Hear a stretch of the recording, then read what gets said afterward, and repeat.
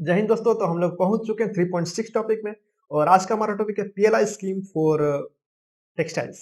तो ये पीएलआई जो स्कीम है, ये हर सेक्टर के लिए आ चुका है। तो ये बहुत ही कॉमन सा पॉइंट हो गया। तो मैं इस स्कीम को कहीं यूज नहीं करने वाला हूँ। अगर प्रीलिम्स में पूछ दिया तो ठीक है, लेकिन मेंस में पूछ दिया तो मैं ये यूज नहीं करूंगा क्योंकि ये बहुत ही कॉमन हो चुका है। मैं बता दूं ये पीएलआई स्कीम होता क्या है। बेसिकली अगर आप कोई कोई भी प्रोडक्ट का अगर आप 10 यूनिट प्रोड्यूस कर रहे हो तो आपको सरकार पैसा देगी। अगर आप 20 प्रोड्यूस कर रहे हो तो आपको सरकार पैसा देगी, मतलब उस क्वांटिटी के हिसाब से, ठीक है। तो ऐसा कोई भी सेक्टर के लिए पीएलआई स्कीम आता है तो आपको, आप उसको बेच रहे हो नहीं बेच रहे हो, सरकार डजंट मैटर, मतलब सरकार को कोई फर्क नहीं पड़ता। आप प्रोड्यूस करोगे आपको पैसा मिलेगा, दैट्स इट, ठीक है। मतलब बेसिकली हर एक सेक्टर को बूस्ट करने के लिए सरकार ये स्कीम लेकर के आती है, ठीक है। तो पीएलआई स्कीम टेक्सटाइल के लिए सरकार ने बोला है कि 2025 से 2030 तक के लिए ये स्कीम होगा। और इसमें हम लोग 10,600 करोड़ का खर्च करेंगे, मतलब उसको बूस्ट करने के लिए, ठीक है। और यहाँ पर देखिए ये डेटा मेरे लिए इंपॉर्टेंट नहीं है क्योंकि मैं इसको याद नहीं करने वाला हूँ, ये स्कीम को मैं कहीं यूज नहीं करने वाला हूँ। बट फिर भी प्रीलिम्स के पॉइंट ऑफ व्यू से इंपॉर्टेंट था। अगर ये पूछ दिया कि पीएलआई स्कीम टेक्सटाइल में क्या क्या की प्रोविजन है बताइए, तो हम लोग उसको यूज कर सकते हैं। तो इसमें बताया गया कि अगर कोई बंदा 300 करोड़ तक खर्च करने को तैयार है, 300 करोड़ तक इन्वेस्ट करने को तैयार है, तो सरकार उसका 15% इंसेंटिव देगी। कब देगी? जब आपका टर्नओवर 600 करोड़ के ऊपर हो जाए। मैंने बताया ना, जब आप कुछ प्रोड्यूस कीजिएगा तभी आपको सरकार पैसा देगी। तो आप, सरकार बोला कि अगर आपका टर्नओवर 600 करोड़ के ऊपर हो जाए तभी आपको हम 15% इंसेंटिव देंगे, ठीक है। और यहाँ पर है कि अगर आप 100 करोड़ इन्वेस्ट करना चाहते हैं, 300 करोड़ नहीं करना चाहते हैं, सिर्फ 100 करोड़ करना चाहते हैं, ठीक है, और आपका जो टर्नओवर है वो 200 करोड़ रहता है, तो आपको हम 11% इंसेंटिव देंगे, ठीक है। ओके। यहाँ पर देख लेते हैं कुछ की टर्म्स दिया हुआ, बेसिकली कॉमन सेंस बिल्ड करने के लिए ये चीज दिया हुआ है, ठीक है। एग्जाम में मुझे नहीं लगता कि पूछेगा। तो मेन मेड फाइबर्स क्या होता है? मेन मेड फाइबर्स होता है कि आर्टिफिशियल आर्टिफिशियल मेन मेड, मतलब जो ऐसा चीज चीज जो मैन बनाया, मतलब आर्टिफिशियली क्रिएट किया गया, ठीक है। तो इसमें बोला कि क्या, देखिए कोई एक डेफिनेशन दिया गया है, तो प्रीलिम्स के पॉइंट ऑफ व्यू से इंपॉर्टेंट है, ठीक है। Synthetic fibres are produced from crude oil and cellulosic fibres are from wood pulp, ठीक है। तो ये दो तरह का फाइबर यहाँ का नाम दिया गया, और वो किस किस तरीके से बनता है, मतलब किस किस चीज से बनता है। तो सिंथेटिक फाइबर जो होता है क्रूड ऑयल से बनता है, ठीक है। और सेलुलोसिक फाइबर जो होता है वुड पल्प से बनता है, ठीक है। तो ये प्रीलिम्स के पॉइंट ऑफ व्यू से इंपॉर्टेंट है क्योंकि कोई भी गेस नहीं कर पाएगा कि हाँ भाई क्रूड ऑयल से फाइबर कैसे बनता है, ठीक है। ये गेस करना काफी मुश्किल है, इसलिए प्रीलिम्स के पॉइंट ऑफ व्यू से इंपॉर्टेंट रहता है, ठीक है। और यहाँ पर देखिए कुछ एग्जांपल दिया गया है पॉलिस्टर का, जो हम लोग कपड़ा पहनते हैं पॉलिस्टर का, वो है। और देखिए टेक्निकल टेक्सटाइल जैसे हो गया कि जो लेबर मिस्त्री काम करता है, जो ऑरेंज कलर का जो जैकेट पहनता है, ठीक है, वो जो लेबर मिस्त्री वहां पर वर्कर सब काम करता है। फिर जो हेलमेट वाला लगाते हैं पीला रंग का, वो सब, ठीक है। तो वो सब टेक्निकल टेक्सटाइल्स में आ गया, ठीक है। ओके, देखिए यहाँ पर लिखा गया इंडस्ट्रियल सेफ्टी के लिए जो हम लोग पहनते हैं, ओके। और देखिए यहाँ पर intended benefits of this scheme, basically बहुत ही कॉमन चीज है। सरकार अगर किसी भी सेक्टर में इन्वेस्ट करती है तो क्या होगा? एम्प्लॉयमेंट जनरेट होगा, ठीक है। वुमेन जो एम्पावरमेंट होगा, ठीक है। ग्लोबल चैंपियंस जो कंपनी है वो बड़ा हो जाएगी तो ग्लोबल चैंपियन बन जाएगी, ठीक है। और इनकरेज फ्रेश इन्वेस्टमेंट, क्योंकि सरकार यहाँ बोला है कि आप 300 करोड़ दोगे, इन्वेस्ट करोगे तभी हम कुछ पैसा देंगे, तो इनकरेज हो रहा है इन्वेस्टमेंट, तो बहुत ही कॉमन चीज का ये बिल्कुल इंपॉर्टेंट है नहीं, ठीक है। और यहाँ पे देखिए हाई प्रायोरिटी देगी सरकार उन सब कंपनीज को जो कंपनीज इन सब जगह में इन्वेस्ट करेगी, एस्पिरेशनल डिस्ट्रिक्ट्स में, टीयर 3 टाउन्स में और टीयर 4 टाउन्स में। देखिए tier 1, tier 2, tier 3, tier 4 town होता है।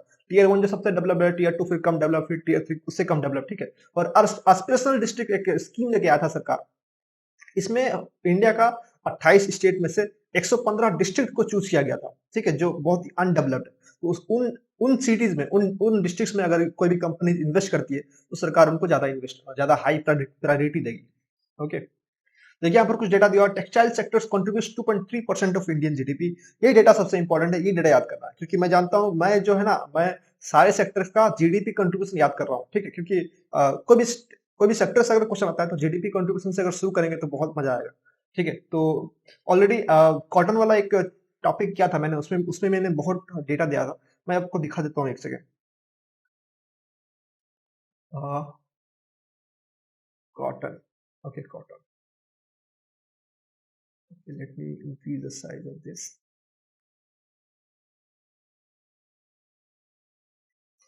कॉटन कल्टीवेशन का ऑलरेडी हम लोग डेटा किए थे, इसमें हम लोग इंडिया का जो कॉटन इंडस्ट्री है कितना बड़ा है, इंडिया बहुत बड़ा है, ठीक है, ये सब हम लोग देखे थे, ठीक है। तो यहाँ पर काफी डेटा मिला था, लेकिन ये एग्रीकल्चर पर्सपेक्टिव से डेटा मिला था, ठीक है। ये कॉटन का जो कॉटन कॉटन कल्टीवेशन में एग्रीकल्चर पर्सपेक्टिव से मिला था। तो कॉटन को अभी इंडस्ट्रियल पर्सपेक्टिव से हम लोग देखेंगे, ठीक है। तो हम लोग का ये जो है ये इंडस्ट्रियल पर्सपेक्टिव से है, ठीक है। तो टेक्सटाइल सेक्टर जो है 2.3% इंडिया जीडीपी को कंट्रीब्यूट करता है, ठीक है। और India is the largest producer of cotton, जो पिछले टॉपिक में हम लोग देखे थे, पिछला टॉपिक मतलब अभी जो मैंने दिखाया उसमें हम लोग भी देख चुके हैं, ओके। अब देखिए जो डेटा है काफी इंपॉर्टेंट है, ठीक है। यहाँ पर बताया गया कि 45 मिलियन लोग इस पे काम करते हैं, वो भी डायरेक्टली, इनडायरेक्टली नहीं, डायरेक्टली काम करते हैं। तो काफी बड़ा नंबर है, इसलिए मैंने इसको हाईलाइट किया है। तो 45 मिलियन याद करना मुश्किल होगा, लेकिन 21% ऑफ द टोटल एम्प्लॉयमेंट याद करना काफी इजी होगा, और मैं इसको तो याद करने वाला हूँ, ठीक है।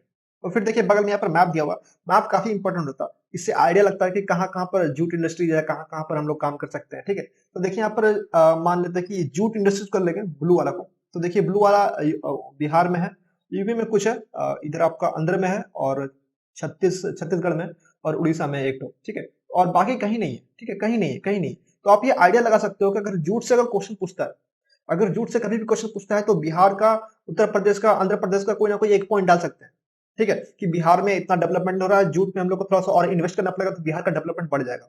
या फिर आंध्र प्रदेश में पानी का इश्यू है, हम लोग को जूट में हम लोग ये करेंगे तो हम लोग को आंध्र प्रदेश का डेवलपमेंट होगा। मतलब एक दो पॉइंट हम लोग ऐड कर सकते हैं उसमें, ठीक है, अगर आपको मैप बस पता रहेगा। अब देखते हैं चैलेंजेस क्या है। चैलेंजेस ये है कि बहुत ही अनऑर्गेनाइज सेक्टर है। हम लोग जब अनऑर्गेनाइज सेक्टर वाला टॉपिक कर रहे थे, इनफॉर्मल वर्कर्स का टॉपिक कर रहे थे, ठीक है, कोविड-19 से किस तरीके से वर्कर्स हिट हुए हैं, मतलब उनको प्रॉब्लम किस तरीके से है, ये टॉपिक कर रहे थे। मैं इसका लिंक हो सकता है नीचे डाल दूंगा, ठीक है। तो उसमें हम लोग देखे थे कि अनऑर्गेनाइज सेक्टर है, 90% of the workers are working in the unorganised sector. So problem ये था कि ये जो अनऑर्गेनाइज सेक्टर है, जिस तरीके से हमारे टेक्सटाइल है, ठीक है, लेदर इंडस्ट्री है, ठीक है, तो ये इसमें लेबर इंटेंसिव सेक्टर है, लेदर इंटेंसिव सेक्टर है। जिस तरीके से एग्रीकल्चर एक लेबर इंटेंसिव सेक्टर है, उसी तरीके से टेक्सटाइल भी एक लेबर इंटेंसिव सेक्टर है, लेकिन गवर्नमेंट इसमें ध्यान नहीं देती है, ठीक है। क्यों नहीं ध्यान देती है, आप किस तरीके से आप कंपेयर कर सकते हो। एग्रीकल्चर के लिए सरकार इतने सारे लॉज लेकर के आती है, लेकिन टेक्सटाइल के लिए आप लॉज सुने हो नहीं सुने हो, ठीक है। लेदर जो इंडस्ट्रीज है उसके लिए लॉज सुने हो नहीं सुने हो, ठीक है। तो काफी अनऑर्गेनाइज है और सरकार लॉज लेकर नहीं आती है, ठीक है। तो यहाँ पर पॉलिसी वाला भी एक पॉइंट देख सकते हैं। और अनऑर्गेनाइज सेक्टर है तो वहां पर लोगों को बेनिफिट्स नहीं मिलते होंगे, ईपीएफ वाला जो बेनिफिट्स है वो नहीं मिलता होगा, बहुत सारी प्रॉब्लम्स है, ठीक है। और देखिए raising interest rate and labour wages, ठीक है, लेबर वेज बढ़ता है तो हम लोग को जो कपड़ा कपड़ा हम लोग बनाते हैं वो महंगा बनेगा तो हम लोग अच्छे से सेल नहीं कर पाएंगे ना, ग्लोबल ग्लोबल कंपटीटर से हम लोग compete नहीं कर पाएंगे, ठीक है, ये इशू है। और देखिए यहाँ पर एक डेटा है जो इंपॉर्टेंट है, ठीक है। आपको एग्जैक्टली अगर याद नहीं रहता तो फिर भी आपको एक ओवरऑल कंसेप्ट पता होना चाहिए, ठीक है। यहाँ पर देखिए मेन मेड फाइबर्स, ठीक है, और उसके बाद यार्न, और उसके बाद फैब्रिक। मेन मेड फाइबर्स में 18% जीएसटी लगता है, और यार्न में 12% लगता है, और फैब्रिक में 5% लगता है। तो ये बताया गया कि ये इन्वर्टेड है।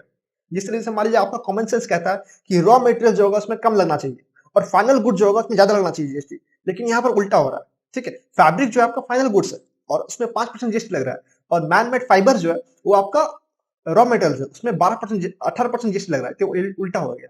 तो अभी सरकार अभी बैठी थी लखनऊ में, शायद फाइनेंस मिनिस्टर, अभी न्यूज में आया था कि वो लोग बैठे हैं उसको डिस्कस करने के लिए, और उसको उल्टा कर दिए, ठीक है। तो अभी अगले महीने का न्यूज में शायद आ जाएगा, मतलब अगले महीने का पेपर इसमें मैगजीन में आ जाएगा, नहीं तो आप इसको अपडेट कर लेना, ठीक है। ऑलरेडी सरकार इसको ठीक कर चुकी है। इंफ्रास्ट्रक्चर बोटलनेक्स, देखिए किसी भी सेक्टर में ये इंफ्रास्ट्रक्चर एक कॉमन पॉइंट है, क्योंकि आपको इंफ्रास्ट्रक्चर नहीं है, इलेक्ट्रिसिटी नहीं मिलता है, लेबर शॉर्टेज है, पावर सप्लाई नहीं है, वाटर का प्रॉब्लम है, तो इस सारे का सारा इंफ्रास्ट्रक्चर का इशू है, तो आप डाल सकते हो। हाईली कम्पिटिटिव एक्सपोर्ट मार्केट हम देख चुके हैं, ठीक है। वाटर इंटेंसिव, ये जो कपड़ा वाला सेक्टर है, वाटर इंटेंसिव, इसमें कपड़ा पानी बहुत लगता है। आप poor access of latest technology बहुत ही कॉमन पॉइंट है। और चाइल्ड लेबर का जो इशू, चाइल्ड लेबर मतलब यहाँ पर जो टेक्सटाइल इंडस्ट्री है वहाँ पर चाइल्ड लेबर बहुत काम करते हैं। आप लोग कभी विजिट करोगे किसी सिलाई दर्जी का दुकान में, तो वहाँ पर देखोगे बच्चे लोग काम करते रहते हैं, ठीक है। छोटा मोटा काम, जैसे कपड़ा को आयरन करना है, ठीक है, कुछ कुछ करना है, ठीक है, तो इस तरीके से काम करते हैं। अब देखिए स्टेप्स क्या लिए गवर्नमेंट, जो हम लोग को सबसे इंपॉर्टेंट है याद करना, क्योंकि जो इम्पैक्ट है, चैलेंजेस है, ये तो कॉमन पॉइंट्स अब बन चुके हैं। हर एक में कोई ना कोई हम लोग को, मतलब 4-5 कॉमन पॉइंट्स तो मुझे याद हो गया हर एक सेक्टर के लिए, ठीक है। तो सबसे इंपॉर्टेंट यही होता है, steps taken by government. Okay, 7 mega integrated textile reason, okay, 7 mega integrated textile reason, मतलब एक पार्क बनाएंगे, मतलब सब कुछ वहां पर रहेगा टेक्सटाइल के लिए। मतलब टेक्सटाइल में क्या क्या लगता है, टेक्सटाइल में आप जीन्स बनाते हो, आप शर्ट बनाते हो, आप लड़कियों के लिए बहुत सारा अलग अलग टाइप का कपड़ा बनाते हो, मुझे मालूम नहीं क्या क्या बनता है उसमें, चप्पल बनाते हो, ठीक है। ऊपर हम लोग देखें कि टेक्निकल टेक्सटाइल से हेलमेट वगैरह बनता है, सबको एक जगह लाएंगे, एक पार्क में लाएंगे ताकि सब एक दूसरे से कोऑर्डिनेटेड काम करें और अच्छे से काम हो पाए। ठीक है। Amended technology fund upgradation scheme मतलब बेसिकली इसमें जो टेक्नोलॉजी को इनहेंस करने के लिए, ठीक है, जो हम लोग का टेक्सटाइल इंडस्ट्री है इसमें जो भी मशीन्स लगती है उसको इनहेंस करने के लिए ताकि हम लोग इफिशिएंट बने और प्रोडक्शन फास्ट हो। ठीक है। देखिए इसमें स्कीम्स नाम दिया हुआ है, यहाँ पर 2-2 स्कीम दिया लेकिन मैं ज़्यादा स्कीम्स याद नहीं करने वाला हूँ, 4-5 स्कीम याद करेंगे that is more than enough. ठीक है। समर्थ मतलब जो फेमस स्कीम है जो मुझे लगता है कि मुझे आसानी से याद रहेगा बस उसी को हाइलाइट किया हूँ। बाकी सबको हाइलाइट करने का कोई पॉइंट नहीं बनता है। इतना सारा स्कीम्स आता है भाई हर महीना कितना याद करेंगे बताओ? इंसान है हम लोग यार। देखिए इस सामर्थ मतलब इसको याद करने में ईज़ी था सामर्थ। Scheme for capacity building and textile sector. क्योंकि हम लोग जानते हैं कैपेसिटी बिल्डिंग एक कॉमन पॉइंट है, ठीक है? Capacity building community community partnership, ठीक है? इस तरीके से कॉमन पॉइंट है। मैंने एक लिस्ट दिया हुआ था। मैंने अपने नोट्स में जो टेलीग्राम चैनल में शेयर किया, उसमें भी मैंने कॉमन पॉइंट का एक फ़ोल्डर बना के दे रखा है, तो आप सर्च करोगे कॉमन पॉइंट फटाक से आ जाएगा, ठीक है? तो सामर्थ्य में कैपेसिटी बिल्डिंग में सामर्थ्य डाल देंगे, तो कैपेसिटी बिल्डिंग वाला पॉइंट है, वो मज़ा आ जाएगा, अच्छा लगेगा देखने में, नंबर मिलेगा। ठीक है। Remission of duties and taxes on exported products, ये रोड टेप जो है ये पिछला टॉपिक में किए थे हम लोग। ठीक है, मैं इसका लिंक नीचे डाल दूंगा। ये टॉप इसलिए ये मुझे याद था इसलिए मैंने इसको दोबारा हाईलाइट कर दिया। ठीक है। और 100% एफडीआई 100% एफडीआई जो है मतलब बाहर से पैसा आने के लिए 100% फ्री है, मतलब उसमें टैक्स नहीं लगेगा। ठीक है। रोड टेप के बारे में थोड़ा सा बता दूं मैं। इसमें मान लीजिए कि आपको कपड़ा बनाना है, ठीक है, आपको मान लीजिए कि आपको जीन्स बनाना है। जीन्स बनाने के लिए कोई कपड़ा चाहिए, ठीक है, और कपड़ा को आप इंपोर्ट कर रहे हो, कोई कपड़ा जो जीन्स बनाने के लिए यूज करोगे आप, उसको इंपोर्ट कर रहे हो, ठीक है, और उस जीन्स को आप एक्सपोर्ट कर रहे हो, तो जो इंपोर्ट किया हो ना उसमें आपको कस्टम नहीं लगेगा, उसमें आपको ड्यूटी नहीं लगेगा, उसमें आपको फ्रीली आप इंपोर्ट कर सकते हो उसको। तो सरकार इस स्कीम के तहत उसको ये करती है, रेगुलेट करती है कि अगर आप कोई ऐसा रॉ मटेरियल्स को इंपोर्ट करते हो जिसका यूज करके आप एक्सपोर्ट करने वाले हो, तो उस इंपोर्टेड प्रोडक्ट्स में आपको ड्यूटी नहीं लगेगा।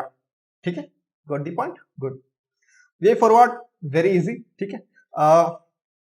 Increasing emphasis on fitness and hygiene, क्योंकि आजकल फिटनेस और हाइजीन के लिए काफी मतलब लोग उस पर फोकस कर रहे हैं, तो हम लोग को ऐसा कपड़ा बनाना चाहिए जो फिट हो, मतलब कि आजकल बहुत कम लड़कियां साड़ी साड़ी वगैरह पहनती है, मतलब लोग जो है जीन्स वगैरह पहनते हैं, तो उस तरीके से हम लोग का हाइजीन का मतलब होता है कि हाइजीन किस तरीके से वो जोड़ सकते हैं, मुझे मालूम नहीं कपड़ा में हाइजीन क्या होगा यार। ठीक है। फास्ट चेंजिंग फैशन ट्रेंड्स, ये समझ में आता है कि अभी हम लोग को टेक्सटाइल इंडस्ट्री में चेंजिंग ट्रेंड्स को लेकर के हम लोग को अपना प्रोडक्शन को, जो मशीन वगैरह है उसको इनहेंस करना पड़ेगा, उसको मॉडिफाई करना पड़ेगा। ठीक है।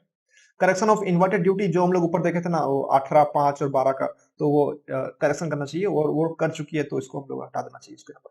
ठीक है। और FTA free trade agreement, Vietnam, Bangladesh, ये सब जो कंट्री है ना, ये बहुत आगे निकल चुकी है टेक्सटाइल इंडस्ट्री में हम लोग से। ठीक है। क्योंकि ये लोग फ्री ट्रेड एग्रीमेंट बहुत लोगों से कर चुके हैं, तो हम लोग को भी फ्री ट्रेड एग्रीमेंट करना चाहिए।